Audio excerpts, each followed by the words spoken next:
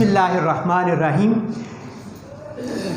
जनाब इज़्ज़त माब प्रोफेसर डॉक्टर मतलूब अहमद राना साहब, जनाब डॉक्टर सैयद इज़फ़ारुल हसन साहब, कारी फ़याज़ुल हसन साहब, जनाब अली शेर साहब या शेर अली साहब, अली शेर साहब, और जनाब कारी रमज़ान नजमुल बारवी साहब। अज़ीज़ तलबा व तालिबात, आप लोगों का बहुत शुक्रिया कि मुझे मौका दिया है आज यहाँ आपसे कुछ चीज़ें शेयर करने का। हम बुनियादी तौर पे इल्मी तसाहुल का शिकार लोग हैं और इल्मी तसाहुल के दौर में तहक़ीक़ की बात करना बहुत मुश्किल होता है। हम न साहिबे तख्लीक़ हैं न साहिबे तहक़ीक़ हैं। इकबाल ने दो ही बातें कही थी कि या साहिबे तख्लीक़ बनो या साहिबे तहक़ीक़ बनो। दोनों के मिजाज अलग-अलग हैं और दोनों के लिए करने के काम अलग-अलग हैं। साहिबे तख्लीक़ रा खलवत अज़ीज़ और साहिबे तहक़ीक़ रा जलवत अज़ीज़। और हमारा मिजाज जो है वो भी इकबाल ने कि तहक़ीक़ की बाज़ी हो तो शिरकत ये नहीं करता, तहक़ीक़ की बाज़ी हो तो शिरकत ये नहीं करता, हो खेल मुरीदी का तो हारता है बहुत जल्द। अब यहाँ से एक मिजाज डेवलप करना है, ये कोई जुज़ वक्ती काम नहीं है, ये बीमारी है हमारे इस इल्मी तसाहुल के इस दौर में कि हमने तहक़ीक़ को एक जुज़ वक्ती काम समझा और जुज़ वक्ती काम के तौर पे इसको देखा, जिसका नतीजा ये निकला है। क्या ये ज़रूरी है कि हर बंदा मुहक़्क़िक़ हो? ये नहीं हो सकता। हर बंदे का, और हमने लाज़िम किया है कि एक मुहक़्क़िक़ नहीं है तो उसके लिए लाज़िम है कि वो तहक़ीक़ करे। करेगा क्या? जो इज़फ़ार साहब ने बयान किया है। हमें उन ग्राउंड रियलिटीज़ को ज़रूर देखना चाहिए, मुआशरों को देखना चाहिए। इसलिए मुझे चंद बातें, ज़ाहिर है ये तहक़ीक़ वाला प्रोसेस जो है ये एक लंबी और कई दिनों की और मुसलसल हम मिल बैठेंगे, इसका कोई नतीजा निकलेगा, टॉपिक की सिलेक्शन और बाकी मामलात। लेकिन कुछ बुनियादी चीज़ें आज हम डिस्कस करते हैं। एक तो ये कि हम जो भी तहक़ीक़ करें, मैंने फ़ेसबुक पे और हम देखते हैं कि जी मौजू मैंने इस पे तहक़ीक़ की, इस पे, लेकिन सवाल ये पैदा होता है कि आप जो तहक़ीक़ करने जा रहे हैं उसका बुनियादी सवाल क्या है, आपका फ़र्ज़िया क्या है। आपने कुरान करीम में आयात की तफसीर और उनको देखने के अंदाज़ मुख्तलिफ हो सकते हैं। हज़रत इब्राहीम अलैहिस्सलाम का ये अंदाज़ देखा, सितारों को देख के कहा कि ये रब, ये एक फ़र्ज़िया था। चाँद को देख के कहा ये तो चमकदार है, बाज़िगा की सिफ़त शायद कुरान करीम में। और सूरज को देखा। ये मफरूज़े कायम करके इब्राहीम अलैहिस्सलाम ने लोगों के सामने रखे और उसके बाद तहक़ीक़ के नतीजे में जो नतीजा निकाल के दिया वो ये था कि मैं बरी हूँ इनसे, ये जो शिरक करते हैं। लेकिन आगाज़ उन्होंने तहक़ीक़ का मफरूज़े से किया और फिर नतीजा वो निकाला कि आज उस नतीजे को हम कभी भी और किसी भी शक्ल में रिजेक्ट नहीं कर सकते। क्या हमारी तहक़ीक़ में मफरूज़ा नामी कोई शय है? नहीं। क्या हमारी तहक़ीक़ में बुनियादी सवाल किसी जगह पाया जाता है कि ये बुनियादी सवाल है जिसके लिए मैंने रिसर्च करनी है?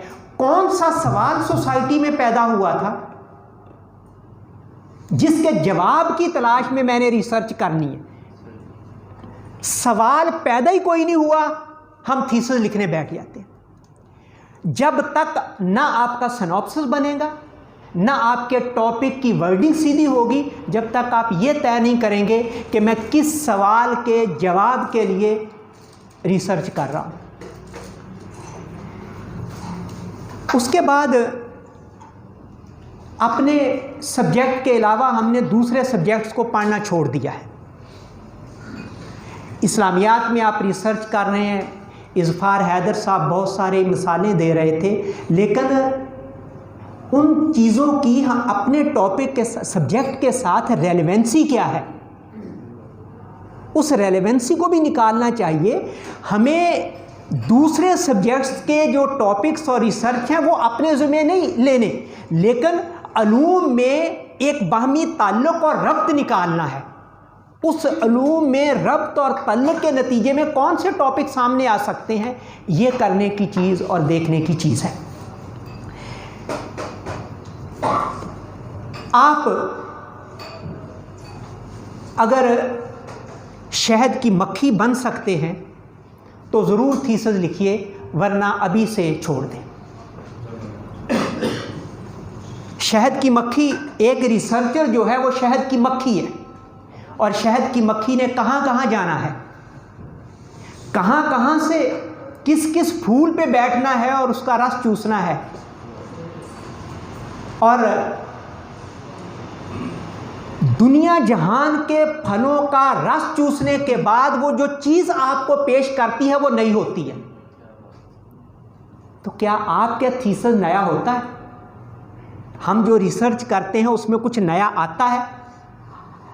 ये तहकीक करना, थीसिस लिखना, फ़िकी मसाइल कारी साहब और इज़फ़ार साहब या कारी फ़याज़ुल हसन साहब बेहतर जानते हैं। मेरी राय है कि थीसिस लिखना ना फ़र्ज़ है ना वाजिब है, ये मुआशरे के चंद अफराद के ज़िम्मे लाजिम है। हर एक जो है उसके ज़िम्मे ये नहीं कि वो तहकीक करे। ये इन बातों के बाद दो अहम निकात जो तहकीक के हवाले से हमें पेश नज़र रखने हैं। एक, मकसद तहकीक क्या है, और नंबर दो, ज़राए तहकीक क्या है।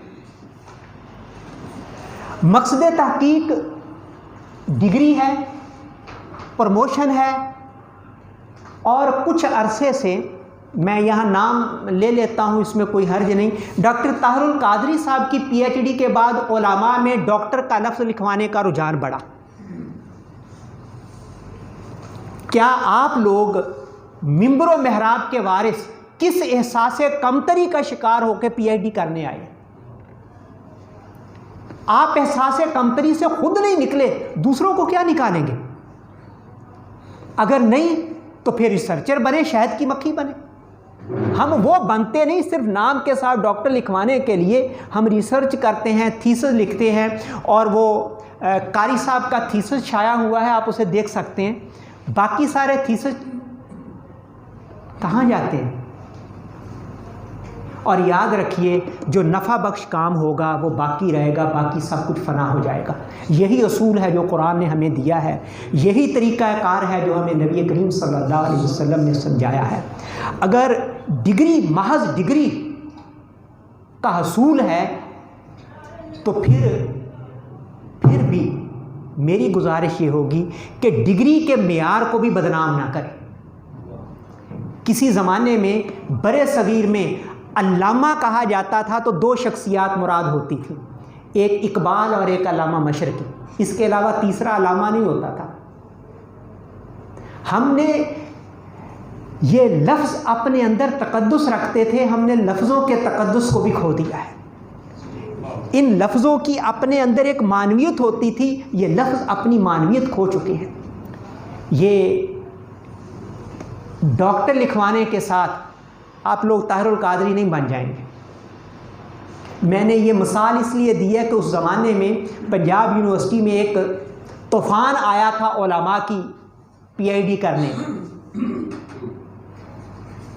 पहला चीज़ ये तय कर लें कि आप स्कूल में हैं तो मकसद क्या है, क्यों आप थीसिस लिखना चाहते हैं, किस काम आएगा आपका थीसिस।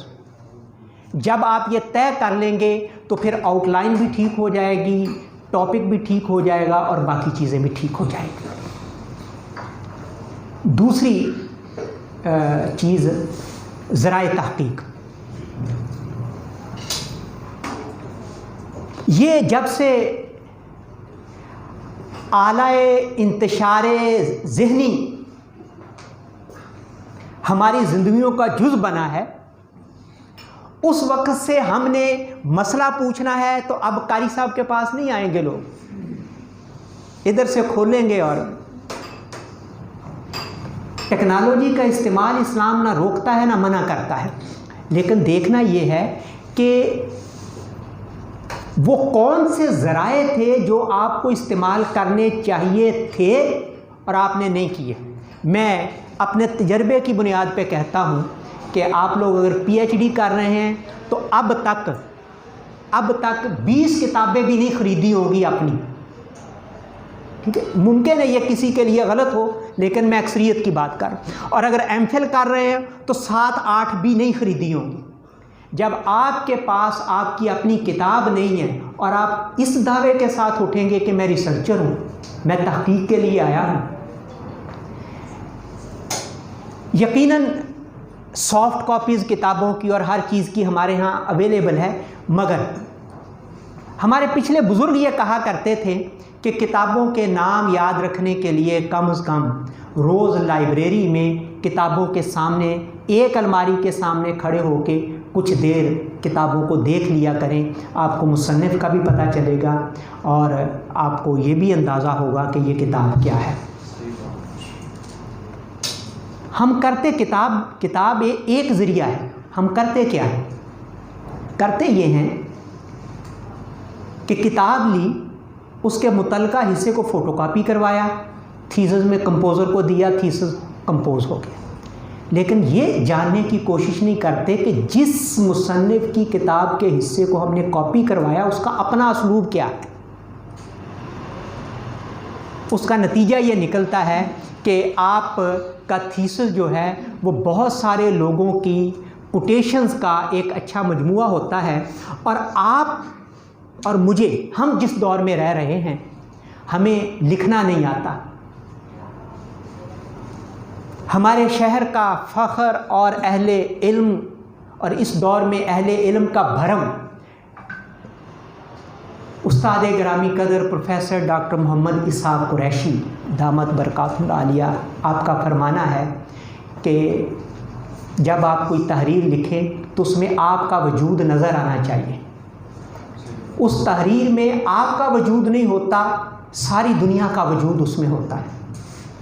और आप आज भी डॉक्टर इसहाक़ कुरैशी साहब की किसी तहरीर के 1-2 इक़्तिबास निकाल के बग़ैर नाम के कहीं फ़िट करें तो जिन्होंने कुरैशी साहब को पढ़ा है वो फ़ौरन उस इक़्तिबास को पहचान लेंगे कि ये किसका है। ये कमी है जो ज़राए के हवाले से हमारे यहाँ। और ज़राए हैं क्या? एक ज़रिया रिसर्च के लिए कुछ मुसल्लमात हर मज़हब में भी होते हैं, अलूम व फ़नून में भी होते हैं।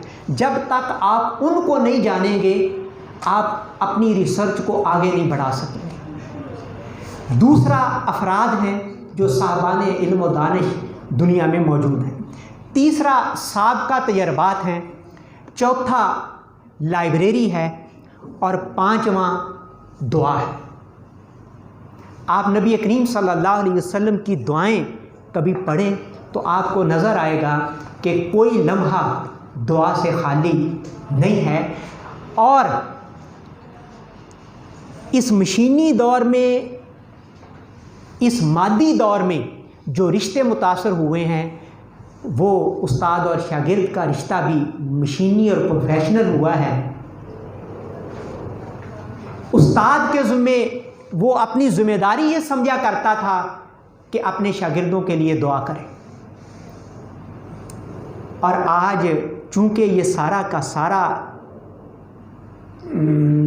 मादियत की बुनियाद पे है, इसलिए इस फरीज़े को भी ज़रूरी नहीं समझा जाता। ये लवाज़मात तहक़ीक़ या फ़राहमी मवाद के ज़राए, वो कौन से ज़राए हैं जिनसे आप तहक़ीक़ करेंगे, कुछ मुसलमा असूल, आप मैथमेटिक्स में भी तहकीक करेंगे तो कुछ मुसलमा असूल हैं, फिर अफराद हैं, साबका तजर्बात हैं, लाइब्रेरी है, आप लोगों से मिलेंगे, बहुत सारी चीज़ों से, बहुत सारी दिक्कतों से आप जब अहले इल्म से मिलेंगे, और दुआ है।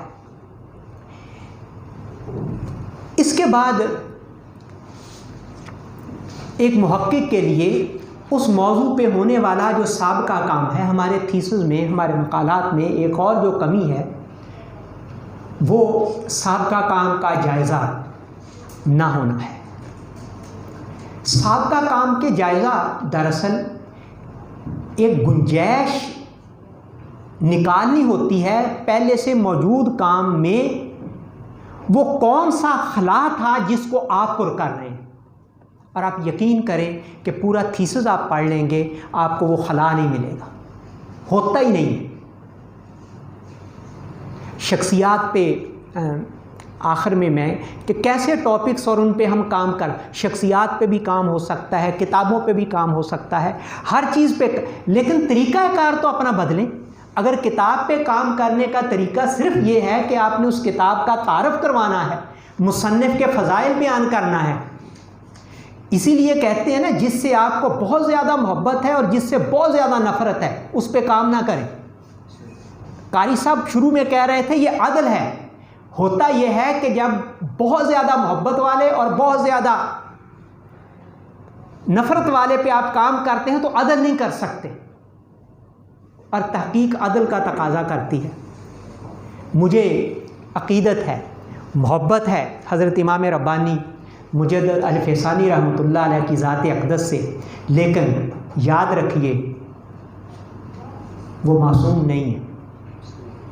आप उनकी तहकीकात से, और मैंने अपने थीसिस में किया है, लेकिन कम अज़ कम नुक्ता नज़र से इख्तलाफ करने का अदब तो सीख लें। मसला यह है कि हम इख्तलाफ करने को समझते हैं कि अब लड़ाई है, मेरा राना साहब से इख्तलाफ है तो इसका मतलब मेरी उनसे लड़ाई नहीं है।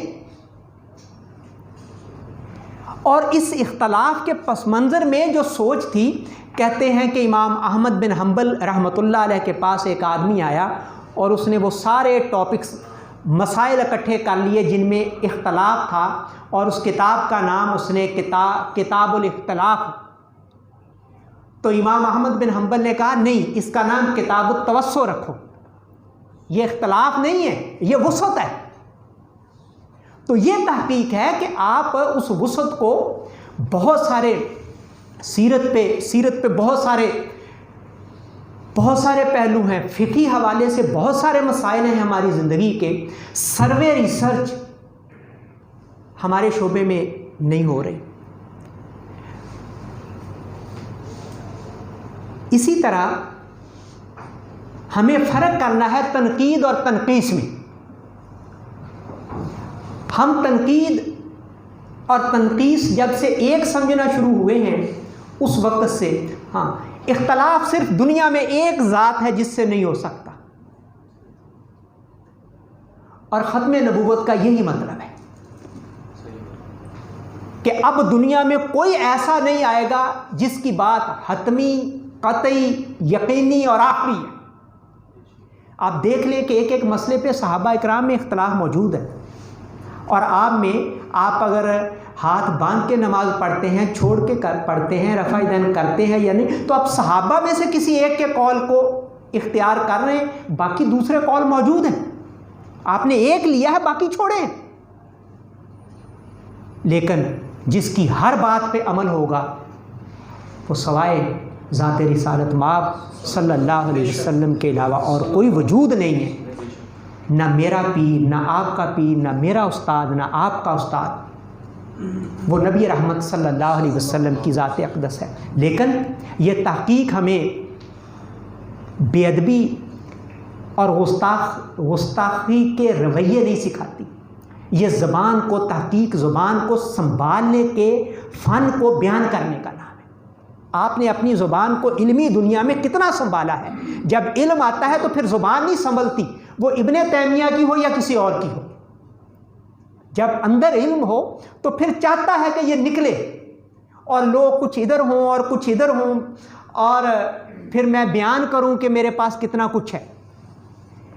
इसको संभालने का नाम, जब अंदर आता है तो इसको संभालने का नाम तहकीक है। रह गए ये मौज़ूआत के किन किन पे काम होना चाहिए।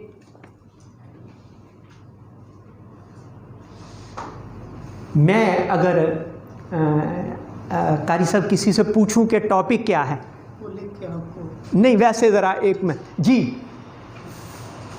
तो ये अपना बता आप अपना बताएं। सर मेरा टॉपिक है कि अबावैन हसनैन करीमैन की सीरत निगारी में अहले सुन्नत और अहले तशय्युअ की मनाहिज, मसादिर और अहदाफ का तकाबली है। ठीक, अब अगर मैं कहूं कि इस पे काम हुआ है तो फिर क्या करेंगे, कहेंगे कोई और टॉपिक? सर इसके अलावा है कि जो किताब है गुरु ग्रंथ के बुनियादी मौज़ूआत, इरशादात और अवामिर व नवाही का काम सुन्नत। बैठे, मैं यही बात कहना चाहता था जो आपने, शुक्र है पहले बंदे पे हो। इन्होंने पहला टॉपिक बताया है तारीख़ का, ऐसे ही सीरत का, और दूसरा टॉपिक बताया है तकाबले। तो आपका एरिया ऑफ इंटरेस्ट क्या है? सर ज़्यादा मेरा जो है एरिया ऑफ इंटरेस्ट वो तकाबले दिया। और अगर मैं कहूँ दूसरे पे भी हुआ है तो फिर?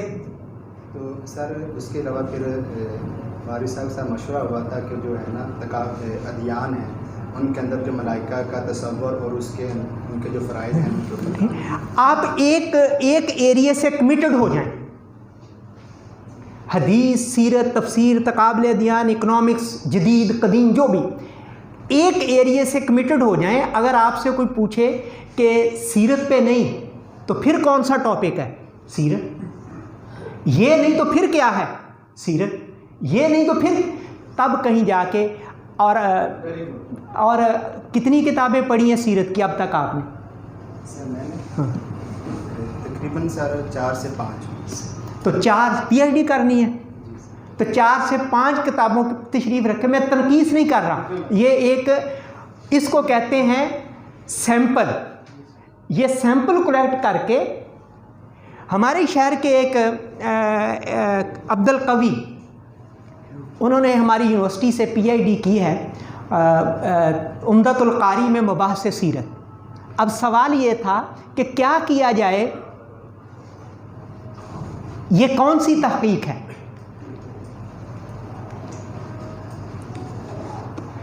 तो उन्होंने साबित, ये टॉपिक है कि उम्दतुल कारी में मबाहिस सीरत।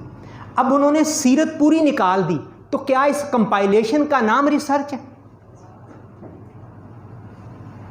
जहाँ जहाँ उम्दतुल कारी में सीरत की चीज़ें थीं सारी एक जगह आ गई, और ये बहुत बड़ा काम है, इसमें कोई शक नहीं।